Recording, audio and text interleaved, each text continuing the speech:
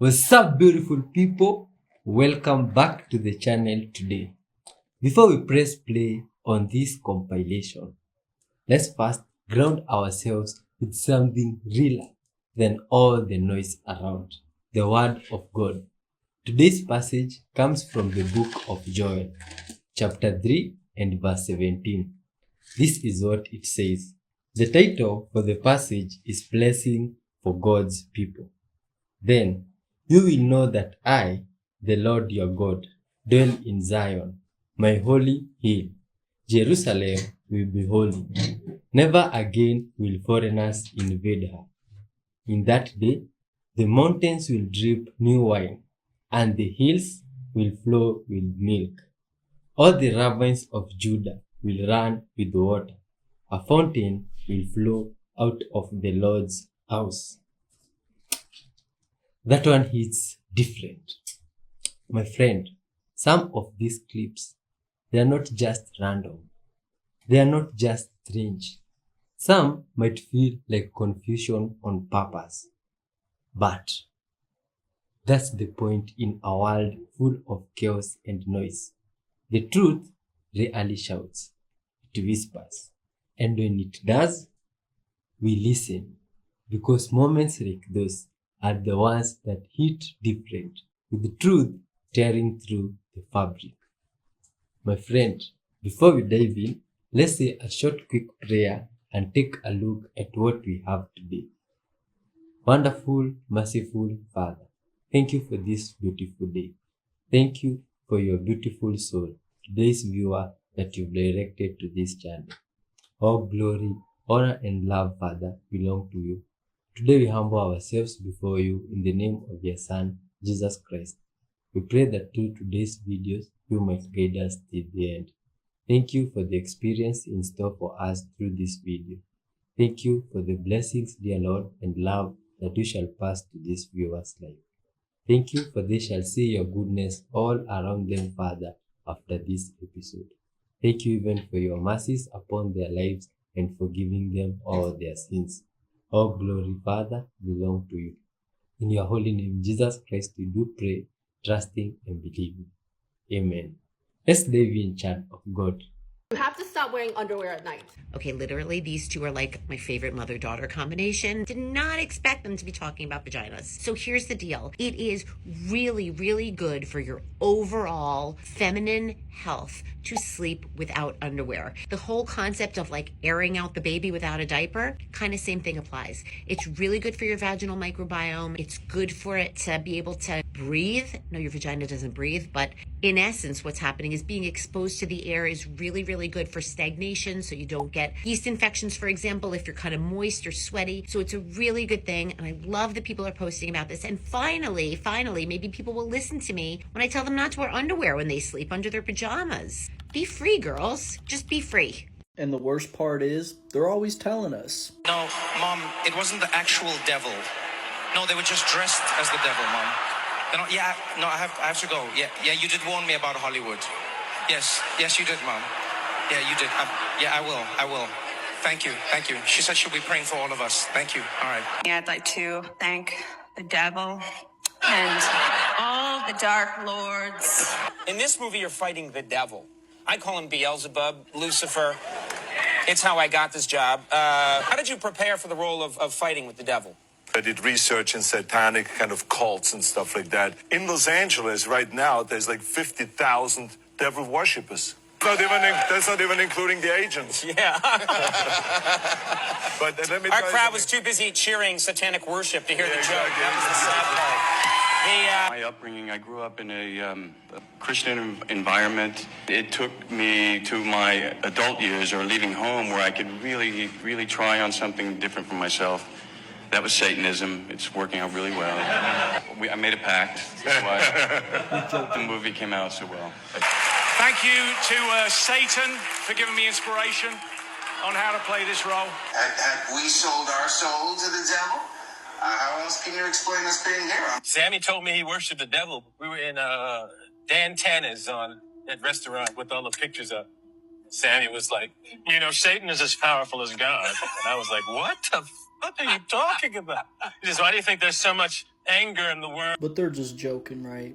That little cardboard-looking panel inside your microwave, it's the waveguide cover. And if it's burnt or peeling, it needs replacing. Unplug your microwave, then gently pop the old cover off. Usually it slides or snaps out. Grab a new one made for your model. Slide it in and make sure it's snug. No tape or glue needed. Ever replaced one yourself?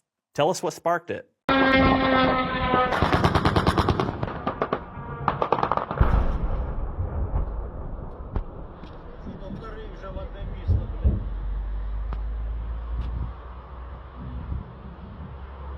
Well, my friends, are those gunshots we just heard? Whoa, that's not good. Good vibes shows. We all need to live in peace, love one another. And this fighting of countries against countries, there wouldn't be such a thing in this world. Now we've seen things here up to this point together. First of all, I don't know if to be surprised,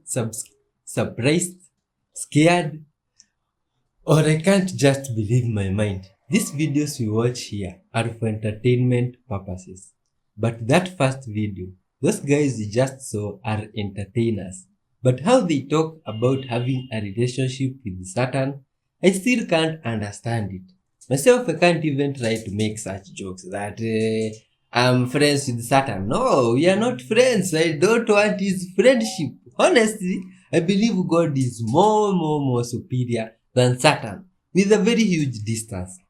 I can't even believe the crowds watching those guys were clapping and celebrating when they were talking about satanic churches, you see, or people involved in those satanism stuff. It's really mind-blowing. Good vibes, children of God. God is the answer to everything. God is mighty and superior. Leave your perspective on that, my friend. Do you think those guys serve the devil? I don't know. You, my friend, can tell us what you think about it. Then the video with the microwave. Myself, I've never used a microwave. That's the honest thing. If a microwave is put here in front of me today, connected to the electricity, operating it, I'll have to read the manual first. Go through it, understand, get someone to explain to me, because I still can't understand it. When we were children, there was this hotel that was made in our neighborhood, a new one, and it used to flock with people because that was the only hotel with a microwave. Some people were even going there to buy, not just because they want to buy from that hotel, but because there is a microwave. People would even buy small stuff and tell the person of the hotel, yo, my friend, put for me my food in the TV. And it used to be really fascinating. I also ever visited that hotel just to have an experience with the microwave. I'm seeing it in this video and I'm really fascinated. Let's continue watching, people of God. Oh my gosh, y'all look. Oh no. Oh no. Oh my gosh. Oh my god. Oh my god. Oh my god, dude. Oh. So Jeff, what did you have for breakfast this morning? I had a glass of water this morning for breakfast. What did you have for breakfast yesterday? I had a glass of water for breakfast yesterday morning. So last time you had ate anything other than water? Oh, it's been quite a while. The last time I had a full meal was, or what most people would consider a full meal, over 20 years ago. My eating habits are a little strange. I took one would say. I took a class from Raymond back in the mid-90s, and he was discussing about how these same concepts are, that energy is everywhere, and you put your energy in the water. And one of the techniques that he was teaching was how to solve a problem using a glass of water. And to do that, you would drink part of the water, put your intention in the water, sleep on it, drink the other half of the water in the morning, and you would have the answer to your question that you were asking. And I thought, if we have the ability to do that, eating was something I never enjoyed anyway. Why not put all of my vitamins and minerals and nutrients into the water? And since then, my health has greatly improved. where I used to be considered one of the most allergic people on the planet. I can be around cats and dogs now, and all kinds of things, trees, everything used to break me out, and it was quite interesting. So it's been a complete metamorphosis for me. But you don't just drink water. You treat the water and Yes. you try. What I do is using that technique. There was another technique that Raymond had taught. It's harnessing energy from the ethers coming down into yourself and putting all of those things into that particular glass of water. And now, after years of doing this, I now have it that I can do it very quickly. So I don't even remember the last time I had solid food. I was quite a bit lighter than this, and I got married about 8 years ago. And with my marriage, I found some other interesting things, and that was some belief systems that went back in my family for many generations. And I've gained 40 pounds since I got married, not eating. On water. On water. So I know this. So how does that work? How does that work? If I quit drinking the water, nothing happens. I just get weak. So what's going on here?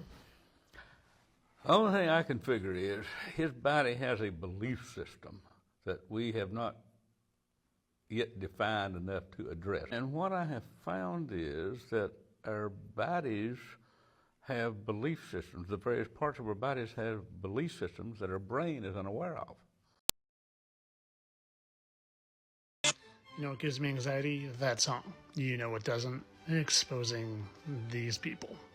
And by these people, today specifically, I'm referring to Tyler Perry and Will Smith. Have you ever noticed just how similar they look and how symmetrical their faces are? But it's not only that. They sound an awful lot alike, which I'm going to show you in a second. And there's some more things I found very, very interesting. And before we get to those interesting things, like how their girlfriend and wives look suspiciously similar as well, have you ever heard them talk? To have that, it's very sentimental for me, and we do a lot of shooting down here for a lot of the shows. It's always really fun and powerful. You know, we came home, and it's like he had stayed up late to see his Uncle Will. Very sentimental for me, and we do a lot of shooting down here for a lot. I wonder if they were trying to tell us anything back in the Fresh Prince of Bel-Air days when he was wearing a fat suit. I wonder if they move alike at all. Do you think they move alike? His mother, so it's the 3 generations. It's called Red Table Talk. It's on Facebook. It's actually Look how similar they move their hands. It's actually fantastic, the episodes I could bear. And they sit down, and it's really wide open, raw conversation across the generation. Shoplifter, I reach out to his family to see what I can do to help them. And with George Floyd and I switched voices here, but you George Floyd and hardly Rashard tell. Brooks and Sequoia, this 8-year-old who was killed at a Wendy's restaurant, I reached out to see what I can do to help. It's not about race. It's about what you do and who you are as a human being. And humanity is real for all. It's funny how much they sound alike and their faces look alike and they're symmetrical and they move their hands the same way. I wonder if there's anything more with their hands we could see. Well, those thumbs sure look pretty exact. So do those fingers. I wonder who those thumbs belong to. Well, let's see the first one. Oh, it's Will Smith. Oh, it's Tyler Perry. And you ever noticed how, if you look real close, it almost looks like here's his real eye and, like, I don't know what that is. Or this. Strange. It's almost like latex is in front of his real eye. Oh, and remember this part that I teased? That's Tyler Perry's girlfriend, and that's Jada Pinkett Smith, Will's wife. The girlfriend, the wife. Awfully convenient how they match up absolutely perfectly. Minus a little difference in the chin, which could very easily just be added to some silly putty. And yes, before you run to the comments, they've been pictured together before, but people, if I'm saying it's a mask, then you can just put that mask on another person. Or that kind of looks Photoshopped to me. And I'm not good at Photoshop. And look how easy that is. If it's not on the internet, it doesn't mean it's true, people. But of course, all this for entertainment purposes, people. I know that Hollywood actors don't play other real people by just putting on latex and masks and doing it to distort your reality so you don't know up from down and left from right and round from flat, so you have no idea who or where you are. Nope, they don't do that. Oh, and they definitely don't do it to distort your reality so much that you don't even know you live in God's creation, because if you did, then you would not follow the Luciferian agenda that they have rolled out for you. Entertainment only. Well, my friend, lots of mind-blowing theories on this episode today. Like what this Good Vibes guy is talking about. What are some of the reasons that you think, my friend, could make someone want to act as two different real-life characters? Apart from the salary issue, can you tell us another one which you can think of? Myself, I think if this could be by any chance true, those guys are just trying to hustle. You know, make a living like two different people, different salaries.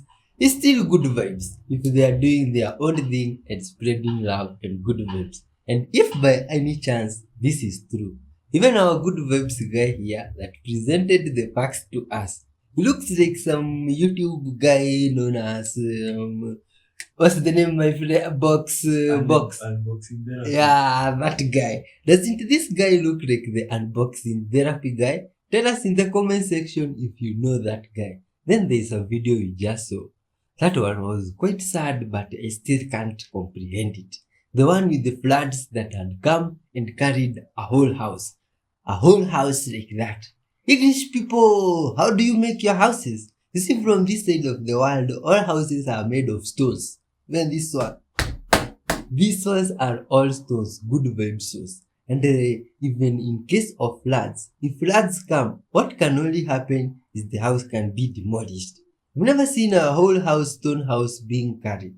I think that's one disadvantage of building wooden houses. Or you, what do you think? What material do you even use to build houses from where you come from? Is it mud? Boxes? Tell us. Let's continue watching and leave your comment. Look at this next video, my friend. I'll like you to watch it keenly. Everyone talks shit about the government, but they're too scared to react to it. Look at this. So this right here, this is how they charge you for your electricity. There's your meter. Kind of cool, huh? It's in the air. Look at that. This right here, there's your gas meter. Look at that copper in there. Ooh, wee, look at that. It's money right there. That copper, recycle the shit out of that. Here's your meter. Check this out, guys. It's fucking fake. I'm going fishing. Look at this. How the hell? It's a bunch of bullshit, guys. You're getting scammed. Come on, Trump, where you at? You're slow, bro. Look at this. Does anyone want to screw? Or do you want to screw me? Oh, you're getting screwed. There's your meter reader. Look at that. Despite what you've been told, turning the other cheek doesn't mean letting someone slap you again and again and again, nor does it mean letting someone continuously take advantage of you or bully you or in any way, shape or form, anything along those lines. Rather, when we put it back into this historical context, the meaning actually completely transforms, and I can guarantee by the end of this video, you'll be shocked actually learning what turn the other cheek really means. Now, as a pastor, as someone who's doing the Masters in Theology, specializing in biblical studies, this is one of the most commonly misinterpreted Bible verses. People use it as an excuse to let themselves continue to be abused, continue to be bullied and all sorts of things. But by the end of this video, you're going to understand what it actually means turning the other cheek. And we're going to get there by first going through the historical context. And then I'll actually show you how we can actually apply this principle of turning the other cheek in our everyday lives. But first, I'm going to read the text to you, and then I'm going to explain what it means in its historical context. So this is Matthew chapter 5, verses 38. You have heard that was said, an eye for an eye and tooth for a tooth. We're going to forget that bit for now. That's explanation of something else. But I say to you, do not resist an evildoer, but if anyone strikes you on the right cheek, turn the other cheek also. In that time, Jesus' main audience were the lower class of Jewish civilization, especially under the time of Roman occupation. And what turn the other cheek is, I'm going to give you a bit of a demonstration. When, for example, let's say you have a Roman landowner with Jewish workers in the field. And let's say that our landowner is very unhappy with what the Jewish servants or his workers are doing. One way he would express dominance to them, he would express his power over them, to belittle them, to humiliate them, is by slapping them. But not just any slap, it would always culturally be a backhanded slap. When you slap someone backhanded, what it is showing, especially in cultures where it's very hierarchical, very respect and honor driven, like a lot of non-Western cultures even today, when you slap someone backhanded, what you're really saying to them is, you're not on the same social level as I am. You are lower down than me, hence why I'm slapping you backhanded. But what Jesus is saying is, by turning the other cheek, if someone slapped you backhanded and you're turned that way, and now Jesus is saying turn the other cheek, if someone's going to slap you again, they have to slap you the opposite way, which is a palm up slap. So instead of being slapped backhanded, it is now a forward slap for them to slap you in that position. But if I slap you with my whole palm, yes, I'm still slapping you. Yes, I'm still trying to humiliate you. But now I'm showing everyone else that you're on the same social level as I am. You backhand people who are less on the social hierarchy, and you fronthand people who are equal social status than you. So if now a Roman landowner is forward slapping a Hebrew worker or a Jewish worker, what they're really showing is that you're on the same level as I am, which is obviously something they don't want to do. So what does it really mean to turn the other cheek? It doesn't mean to carry on taking abuse. And I know someone's in the comments going to be like, oh, if they keep slapping again and again. No. What it means is, in that moment when you turn the other cheek, that other person is forced to think. They're forced to have a moment of recollection, because they have to think, if I slap them with my hand, with palm up, I'm telling they're on the same level, but they're not on the same level as me. But if I do that, they're on the same level, and it causes them to stop and think about what they're doing, which is the whole purpose behind the teachings that Jesus gives in this section about retaliation in the Sermon on the Mount. It's not about showing that you're better than them. It's not about killing them with kindness. Well, it's kind of like that. Neither is it about doing some abstract thing. But what all these things that Jesus is saying concerning retaliation is, you need to force the other person to think and realize and think about their actions in order to get them to also accept the love of God. The whole purpose of turning the other cheek isn't to humiliate someone else, but rather it's to force them to think that who you are, you're on the same level as them. You are someone worthy of respect, worthy of treating as your equal. So how can we apply this principle of turn the other cheek in today's setting? Because most of us aren't, workers in a farm owned by a landowner. For example, let's say at work, someone says something really, really mean to you. What would turning the other cheek look like in that scenario? It could be something as simple as, sorry, could you just repeat what you just said? Because what does that do? That interrupts that person, that causes the other person to stop and think and actually process what they've actually said, which is the whole purpose behind turn the other cheek. It's a dramatic action that is not likely to be expected, forcing the enemy or evildoer, in the case of Matthew 5, to think about what they've done. So it could be something simple as, would you like to repeat what you just said? Sorry, I didn't hear you. Could you say what you just said again if someone insults you at work? So that's what actually turning the other cheek means. No, it's not some weird way of Christians always being submissive or anything like that, but it's a tactic to force the other person who is against you, who you would view as an enemy, to stop and think about the actions that they're doing. And in that process of stopping and thinking, their mind is actually being changed.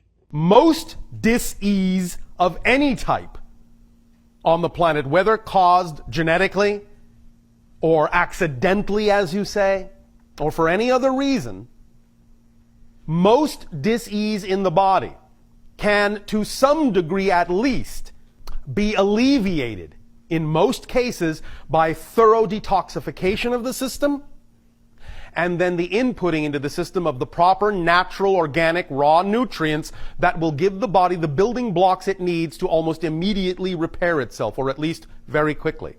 Many people on your planet have begun to realize this, that the only reason most symptomologies and diseases exist on your planet is because you have polluted air, polluted water, polluted food, and that the toxins are actually occupying the spaces in the cellular structures that are meant to be occupied by nutrients.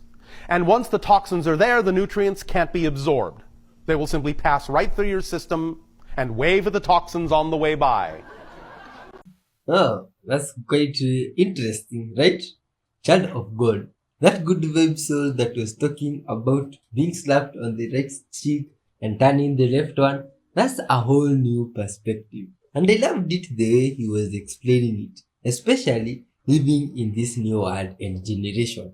Well, my friend, if someone slaps you and you turn the other cheek, most probably you'll be slapped now into the next reality. You see? But that guy, what he was telling us, that is quite interesting hearing it that way. Or you, my friend, do you think that verse or that passage was quite, it meant literally just how it was written? Or if you have another meaning, another interpretation of that word, tell us down below what you think about it. In the meantime, hit that like button and let's continue spreading good vibes together.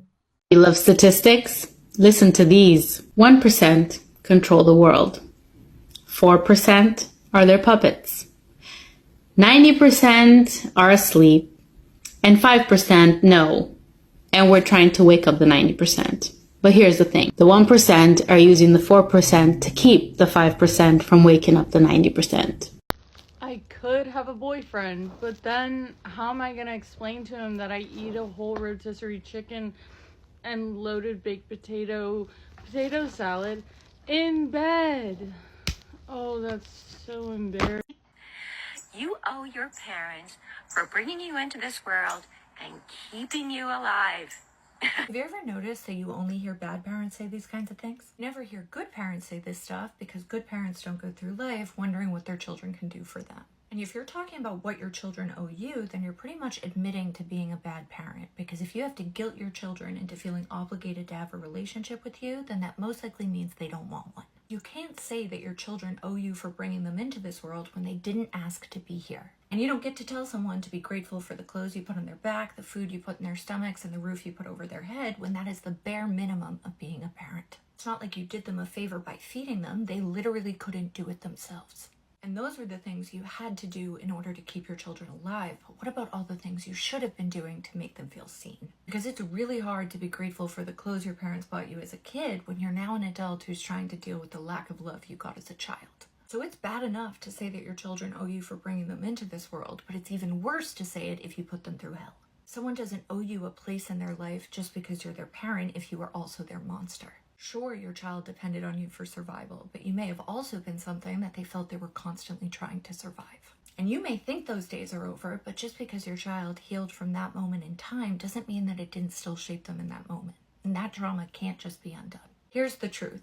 Good parents worry about being bad parents, but bad parents tell you to just be grateful for what you have because it could have always been worse. It seems like bad parents are always talking about how badly they were parented, but it only makes it worse to know that they understood the pain that could come from being parented badly, and yet they still chose to inflict it on you anyways. Your own bad childhood should be the reason why you want to be better, not the excuse for why you're even worse. At least bad parents who want to be better parents will acknowledge what they did to you so you can start to heal. But bad parents will tell you that you have to just get over what happened to you so that they don't have to acknowledge what they did to you.